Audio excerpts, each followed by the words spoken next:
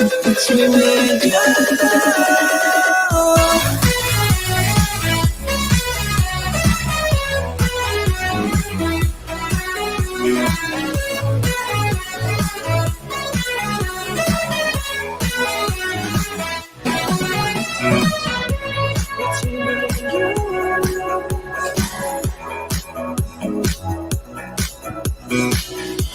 Between me and you.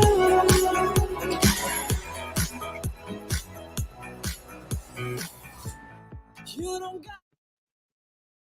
Now, if you are struggling to live a fulfilling life, then this might be your problem. You may be setting goals and looking for the finish line. And why is that? It's hardwired into our DNA. Oh my gosh. As humans, we have an inherent need for completion. And so we're always looking for that finish line, which might not be a good idea. So stay tuned. We are going to continue our discussion in the 4 areas where we can stretch to live a fulfilling life. All right, so this is your daily energy bite. We are here to help you live the life and health of your dreams. Hey everyone, how are you today? Good. Yay! OJ, glad to see you back.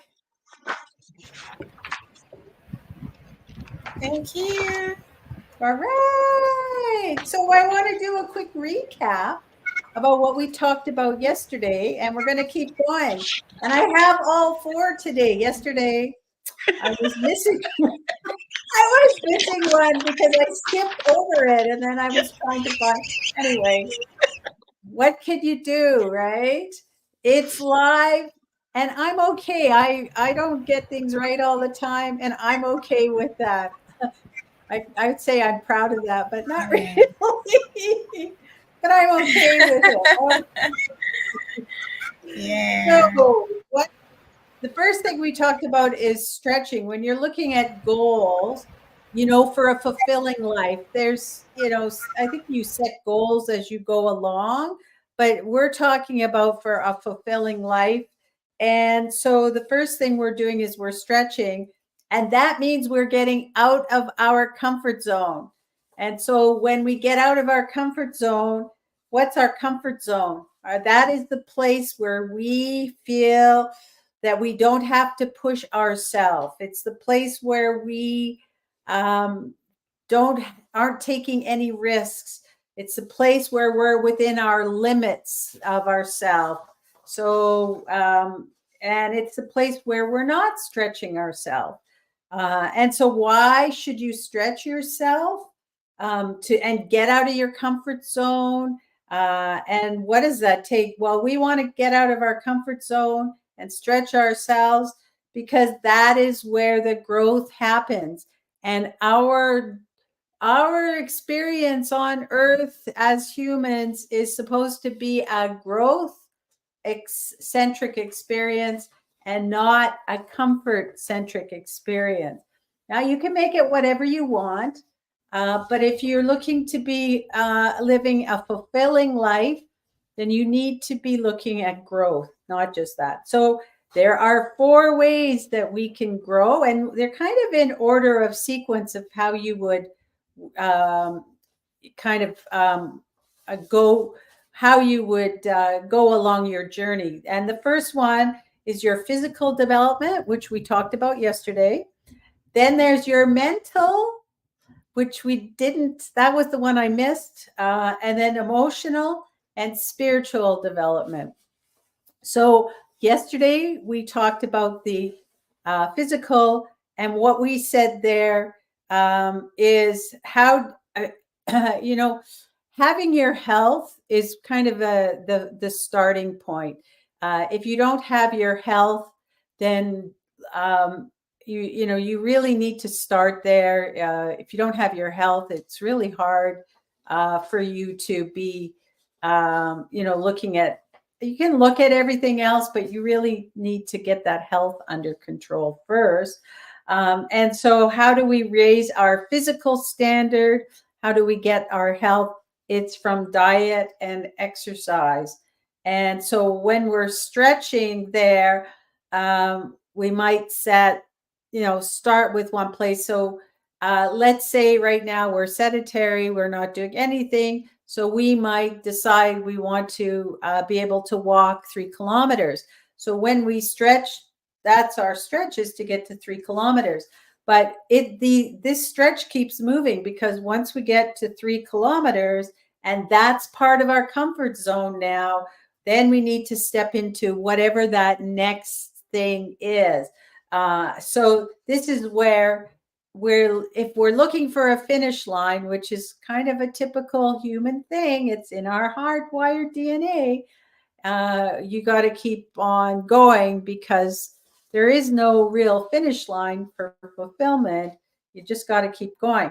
And I just want to say, really important thing that we talked about is the purpose of setting the goal is not to achieve it.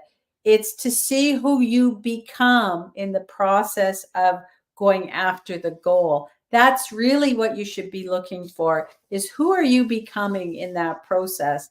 And that you kind of can look at that for all 4 of the different things we're going to talk about today. Who am I becoming in my journey? All right. So we're going to start today, after that recap, with the mental development. That's number 2. So a lot of people here will turn to education, like getting degrees and going to school and stuff like that, maybe continuing education. So that's one way that you can do mental development. Another way where you can stretch yourself mentally is to actually look and look at understanding some of the great lessons that we have from people in the past, our teachers of history in the past, and what they have shared with us. Going back, it's so amazing when I think about on the food side, which is where I have my comfort zone and what I know. On the food side is the teachings that go back 2,500 years, and things that we were doing, and you go back to Hippocrates and all that, and really understand kind of where they were coming from. And they had it going. They knew what they were talking about, and things haven't really changed. We know more, but if you go back, there's a lot of great lessons that we can learn from our forefathers. So that's one way that you can kind of work on your mental development. Not going to school, but maybe it's reading and understanding our history in that way. Another one, this is great, is to set a goal for concentration. Woohoo! So this is one, learning how to concentrate more will really help you in being able to hone your skills.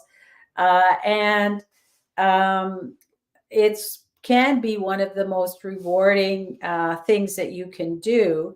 And it's also something that's actually very hard. And now, when in our, I guess in this day and age, and maybe it goes to other times too, there are so many outside stimulations coming at us with phones and email and alarms. And, I didn't grow up with this, but a lot, the younger generations, the kids grew up where, they're being stimulated all the time with things like TV. I had TV, but they have even the TV while you're driving and stuff like that. So it's very interesting. So kind of finding some ways to concentrate. And really that's about focusing on what you're doing and blocking out anything on the outside. So here is a challenge for you. This may be the challenge of the day, is to grab a book and count the words, find just any paragraph, so have a starting point, and count 100 words and stop when you get to 100. And now start at that word and count backwards from 100 back down to 1 and see if you end up back in the same place that you started. So try that and see what your concentration level is. And if you're proficient at 100, try 150 words and see where you get. And if you can get to 450 words, doing that little concentration exercise, you are a master at concentration. I am not a master at concentration. That one, that's a tough exercise, but try it and see how you do, see where your concentration levels are. I know I need to continue to work on mine for sure. So a couple other things that are good for concentration. Kathy, you will like this. Breathing, breath work. And Oh, okay. I do like that. Yeah. yeah, where you're really focusing internal and trying to block out everything on the outside. Meditation is also another one, where we're trying to shut off our mind, which is a hard thing to do. But that's a good practice as well. So there's a few things that you can do to work on your concentration. So I want to hear how many words can you count forwards and then backwards and get back to the same place? What's your concentration level? All right. Another one is actually kind of to develop your memory. And there's a number of ways that you can do this. There's, games that you can play, memory games. You can, like there's matching games, all sorts of different memory games. Lots of them on the computer now or on apps that you can get. You can also do puzzles, crosswords, jigsaw puzzles. Sudoku is another one where you kind of your memory has to come into play in some way. So those are great ways to sharpen your mental development. And I didn't know this, but you can actually go to mental fit games. So they have memory competition games. So it's actually a thing. You can be the world champion for memory competition games. And I don't know a lot about that other than if you go online, you can start. I know in Canada, they actually have a group you could start, but apparently they start with something like giving you a matching names and faces of people, and then giving you a chance to work on memorizing them. And then you get to actually come back and put them together. So, those are kind of like similar to a matching game. So those are ways that you can hone your memory skills as well. So those are some things that you could do to for your mental development. All right, we are going to move on to emotional development, and we're going to start when you were a baby, like we did. We talked about this a little bit in one of the other sessions that we did, but when we are born, we are very egocentric. Everything is about us, right? We don't care if it's 3 a.m. when we are hungry. We're going to wake our mom and dad up so that we can eat. We really don't care anything about what their needs are. We only care about our needs.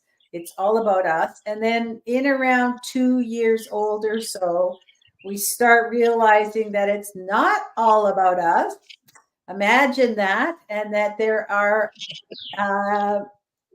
we have to look on the outside as well to, and our relationship with our environment to get what we want. So it's not anymore about us.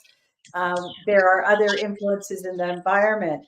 And so people can actually be stuck in this level. Hopefully not always. And you know what? You could go between levels too, because where it's not all definitive in one place.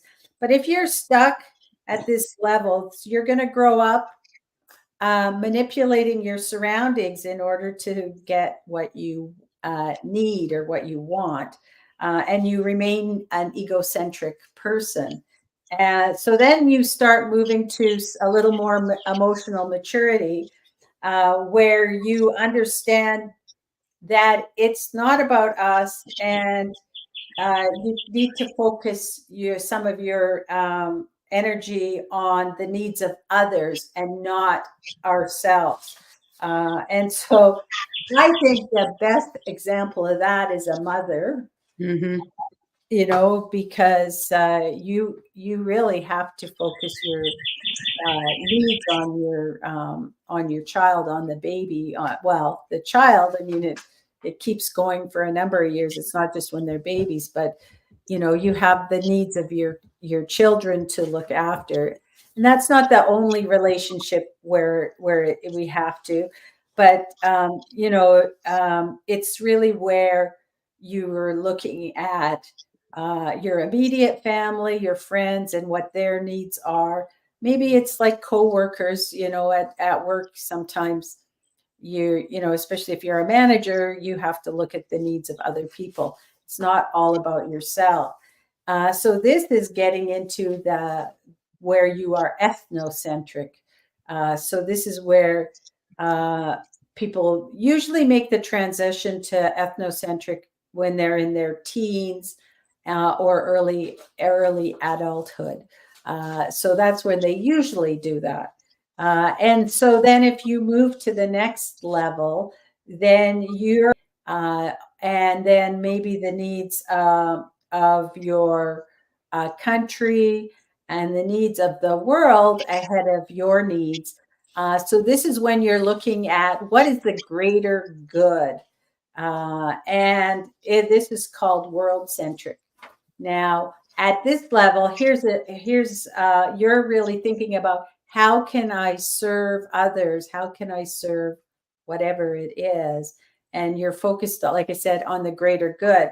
So here's an example where you're thinking about the greater good. Let's say that you're walking down the street, maybe you're in a park, and you come across, there's nobody around at all, and you see a Starbucks cup or some kind of a piece of a coffee cup that somebody has thrown away, and it's laying around on the side of the pathway that you're on.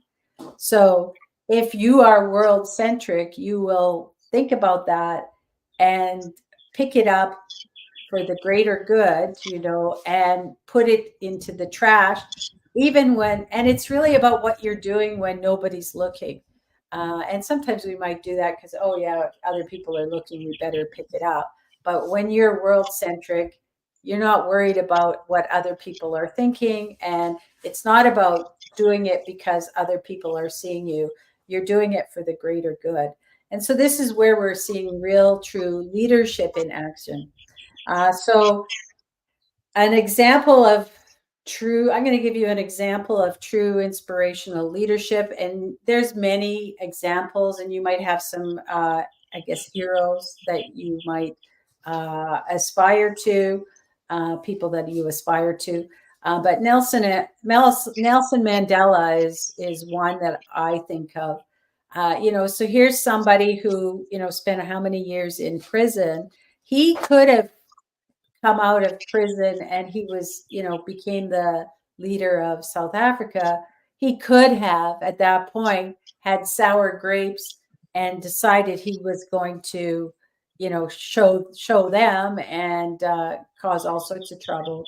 But he was looking at the greater good and about how everybody could live together, and he put his own life and his own experiences to the side for the greater good. So that's an example of that. And so and we can find this is where you'll find some heroes and stuff like that. So I recently saw the CNN had their hero celebration, and the hero for, I guess, 2023 was the guy who is a veterinarian who goes out and goes out on the streets with his bag and his medical kit and goes to visit the homeless people who have pets and helps them and gives medical Oh, attention and veterinary attention to the pets of these people. And so that's somebody he's doing it not for any reason other than in his mind it's the right thing to do. So that kind of stuff actually makes me get really emotional when I hear that stuff. So it's trying to do the right. And this one, I mean, you're not always going to get an opportunity, but really, when you're stretching yourself um, in a world centric way, you're going to come across a situation, and you might have to think. I've had the situation come up where I start kind of going by, walking by whatever the situation is, and then I think the better of it, and I turn around. But this is when you might just come across a situation where somebody or something needs help, and that's how you're going to respond is really going to show what kind of person you are. And it's trying to do the right thing when the opportunity presents itself. And so when really, when everybody else is passing by the situation, maybe somebody needs help and everybody is just walking by, are you going to be the one that stops to help that person? I was in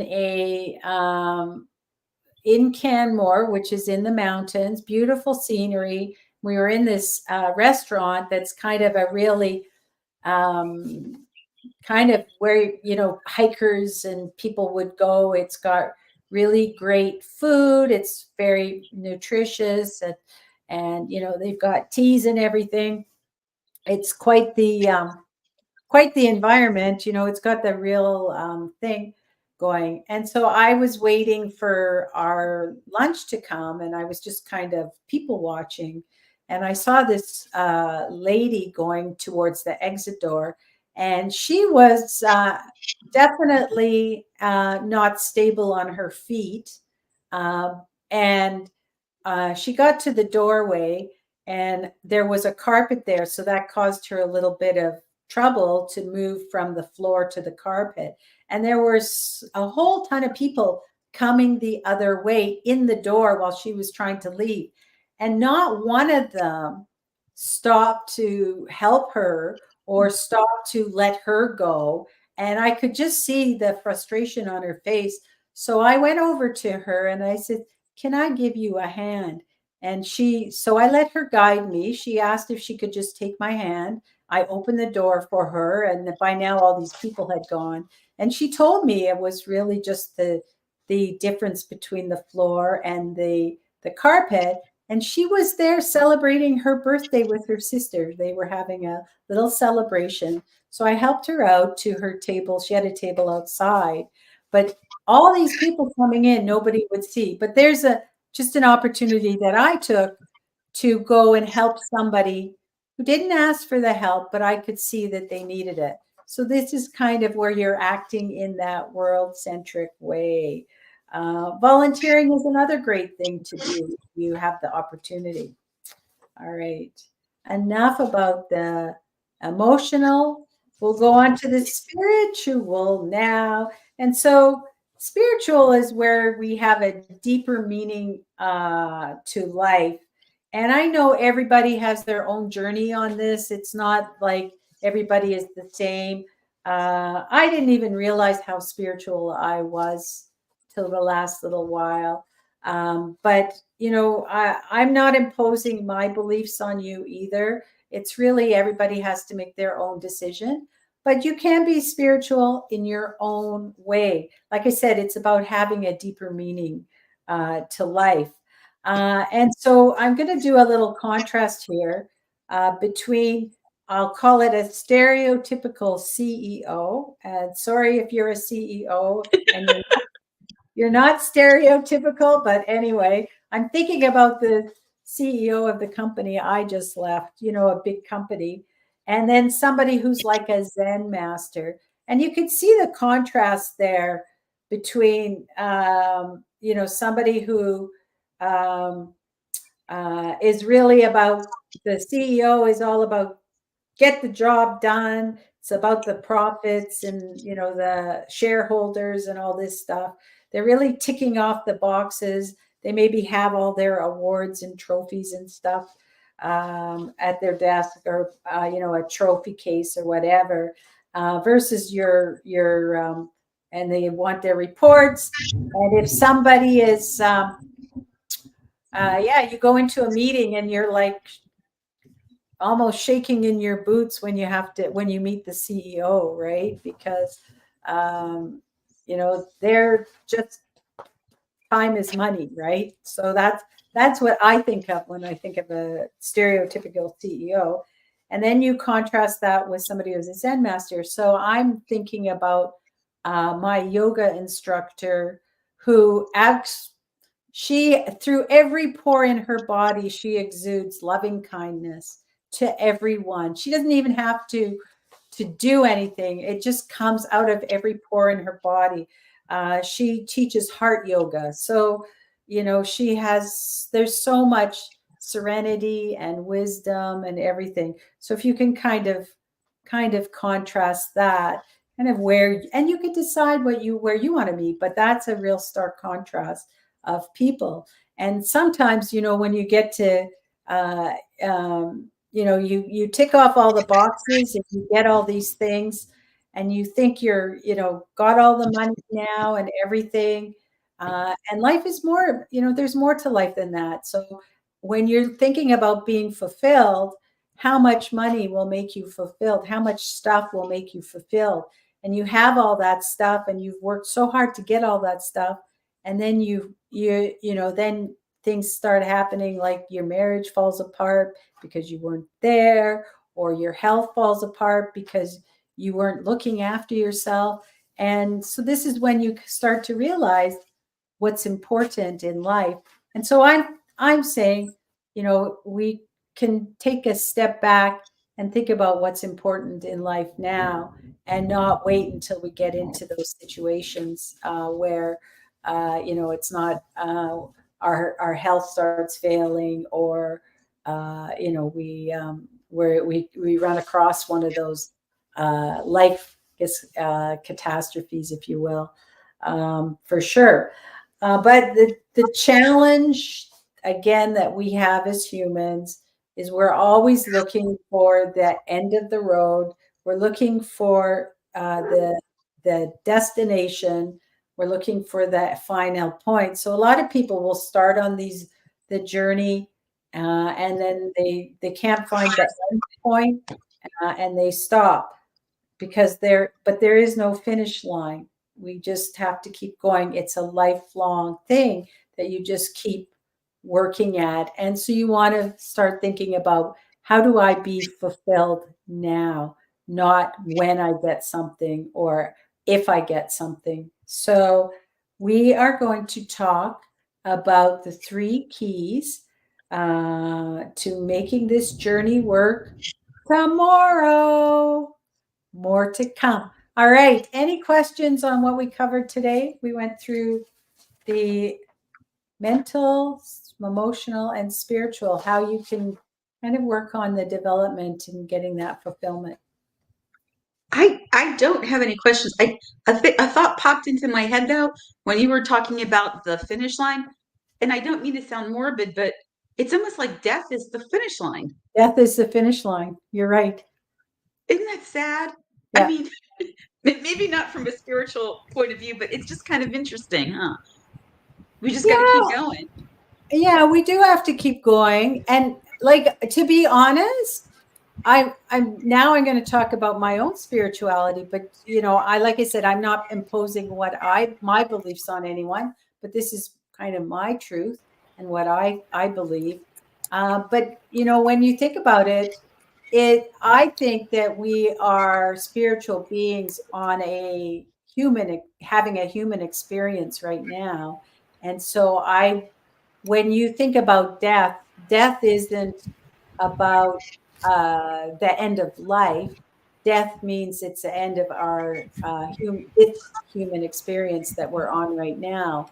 And, there's more, you can think, at least for me, that I will have another calling for something else uh, at that time. Mm, So it's really just the end of that this experience in this body on earth. But not everybody has that it's view of true. it. Yeah. But Yeah, no, it's I hear I hear what you're saying. Yeah. yeah. Mm. So, but that's the way I choose to look at it now. And I maybe didn't look at it always like that, but going through the personal transformation and what I've learned over the last year, I definitely believe that very fully. But anyway, but it's a good comment, a really good comment, Kathy, for sure.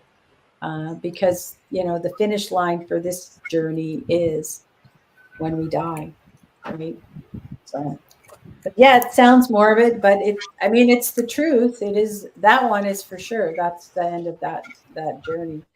So we have to make the best of where we are and what it is, right? That, I Yeah. think that's the key. And having a fulfilling life, for sure. It's so easy to get caught up in what they call the rat race and forget about all of these things. And I know I have done that.